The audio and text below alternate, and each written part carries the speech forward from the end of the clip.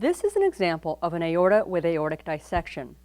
For orientation, here are the two kidneys, so the specimen is at the level of the kidneys. Hypertension is a major risk factor for aortic dissection. Aortic dissection usually begins with an intimal tear of the aorta. Blood separates the planes of the media to create a blood-filled channel within the wall of the aorta, which we can see here. So this specimen shows the aorta here with the lumen, and this is the space that was filled with blood in this aortic dissection.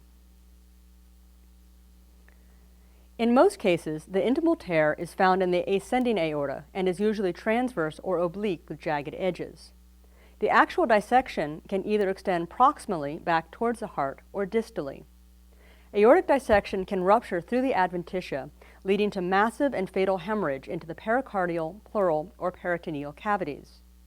Grossly, an intimal tear can be identified, along with an intramural hematoma where blood entered the media. Microscopically, cystic medial degeneration is the most frequent lesion identified. However, this may actually be minimal in some cases.